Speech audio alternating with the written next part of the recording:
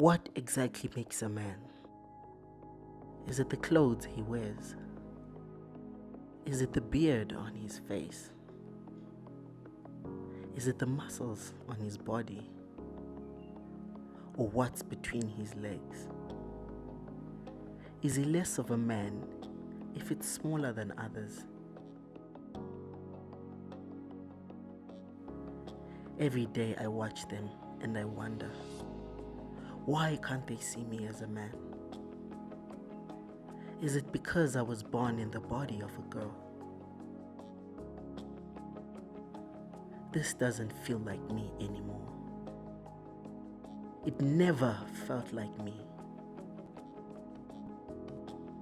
This body felt like a prison for me. These bodies feel like prisons for all of us.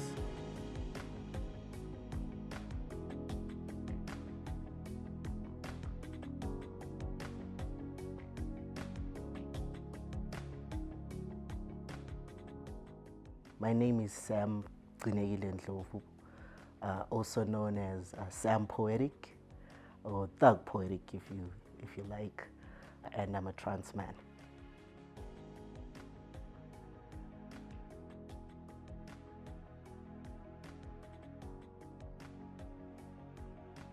I've known I was different since I was quite young. But what I lacked was the language to then put it into words to explain what it is that I was feeling on the inside. When I grew up, I was like this boy, and I was being convinced that I'm a girl. In terms of being a woman, it's generally something that I don't really connect to. I know in terms of understanding myself as a trans person, the knowledge during our time growing up was not widely available on what exactly it was that described the kind of person that I was. I think the closest thing people knew was probably people who are gay. I lived my life as a lesbian woman for the longest time. Also because then I did not have the language. I never really had the words to then describe this added layer that I saw that was different than people who were gay.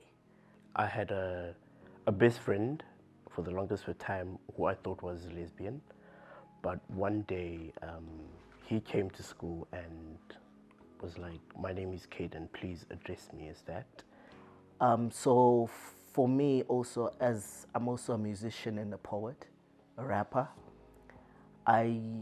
I think my solace was always in rap and music. And for me, rising up there, I was always given accolades as a female artist. And I think the time when we really broke onto the scene with Jamembe, that was the time when I felt the disconnect even more, because something so important to me was coming into being and being in the spotlight, but at the same time when you are somewhere and you are not yourself, there was a disconnect for me. So I think for me that's when I realized that I could not continue to live a life that wasn't mine.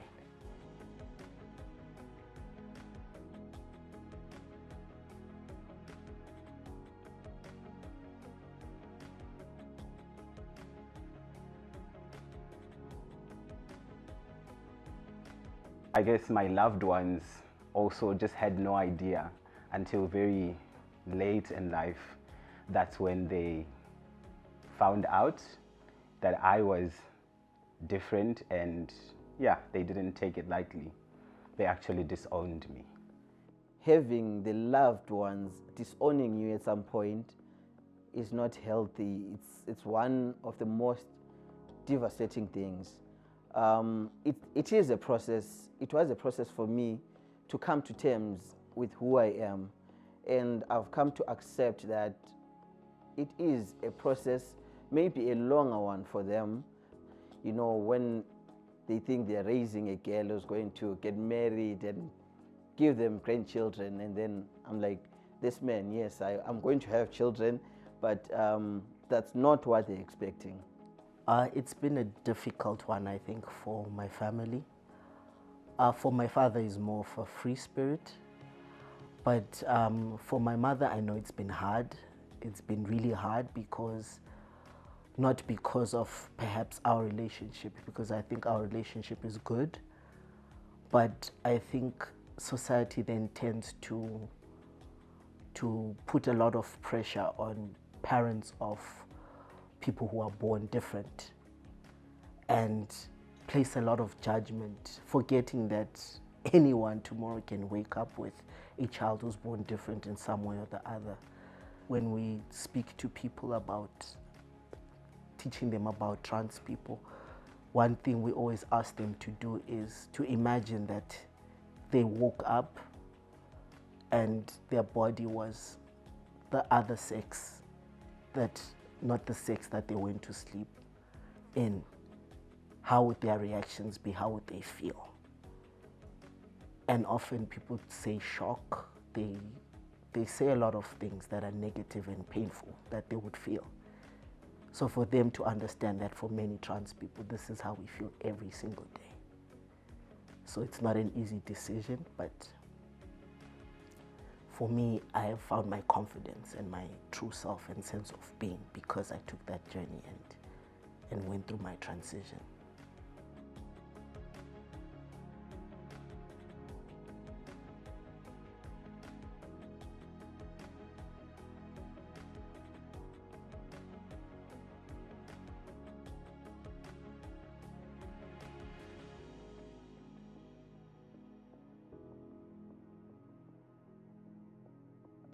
Our families, when it comes to our transition, the struggles they have, the questions, it's very hard for them because it's literally like they have to bury someone if they are really getting to a point of accepting you in the truest sense. They bury that person that they had hopes and dreams for, the perfect picture that they had in their mind about your future. This person is lost, and I'm sure it's difficult to have to, it's almost like having to mourn someone while they're still alive. And I think that's a difficult thing, but also understanding that for a person not to then live in the true sense of themselves, it's even more difficult because they only have one option at living their life. We all grow up being told that, okay, boys are supposed to do this, girls are supposed to do that. But you always have that child who questions that. So why do we deem men as the protector? Why not the woman? Why do we deem women as nurturers? Why not men as well? So I think it all goes back to appreciating that in as much as we have these two genders, we can coexist and appreciate each other for who we are and change the narrative of what has been deemed as like the law in terms of what masculinity is. Masculinity is linked to violence, is linked to aggression, to dominance, and so many negative things. When we were raised up, we were told that a man is supposed to be this, you're not supposed to cry, you have to be hard, you have to be this tough guy, you have to hide your feelings. But I think being masculine has got nothing to do with that. The expectations not to be able to be in touch with the things that bother you the most. That is one of the most unfair expectations of any human being. And I think if we can change the narrative, that is the very beginning. And also I think for me personally as a trans man, what I can do is just lead by example and just live an exemplary life to then show people, that it is okay to be trans, to be masculine, and to be afraid of bugs.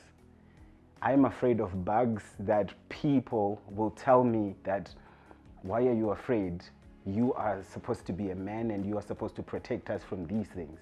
That's very toxic for me. Like, So I am supposed to pretend so that everybody else can be okay. You know, so it's those kinds of things that we need to change, that I can be masculine, I can be submissive, I don't have to be violent, I don't have to be aggressive, I can just be a good, normal human being. So we start by changing the narratives and showing people that, you know what, it doesn't have to be like this. I think for me, in terms of perhaps changing society, I think if I could, I would promote a culture where people can talk. Just talk in the truest sense about how things make them feel, about how things affect them, whether it's good things or it's bad things, or things that confuse them that they have no answers for. You can tell someone wants to ask you a question as to why you present a certain way, or why you identify, or why you refer to yourself as another gender, as to different to the one you are presenting as. So having people ask questions could be the start of a lot of meaningful engagements and conversations. I think the idea is not to find answers for everything. The idea is to find a place in life where we can exist in such a way that we are supportive to each other, in such a way that we make each other feel at our best strengths, and that we build. And one of the greatest building blocks, I think, is a sense of love, and love in the sense that it builds an empathy with what it would be like to be in someone else's shoes. I want to define a loving man. I want to be that definition of a loving man.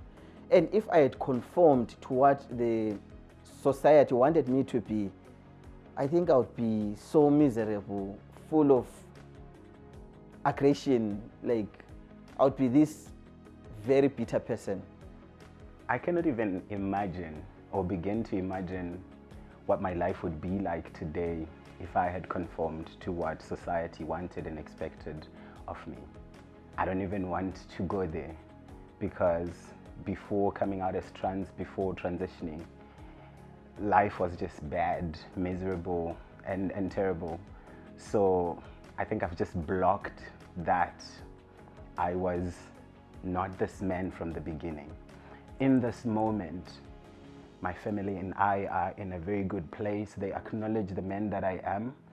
They see me.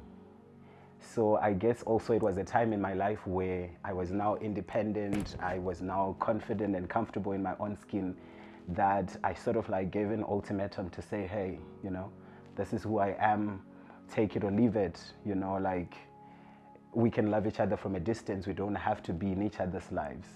But I guess they also needed their time to adjust and to accept and to come to terms. At the moment, we are in talking terms. I know they love me and I love them back. It's all that matters.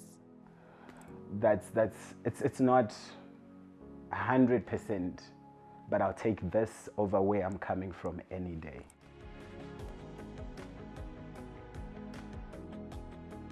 We don't know where this road will lead, but what we do know is that no matter what obstacles we face, we will do the best we can to make sure everyone can live in this world as out and proud as they want to be.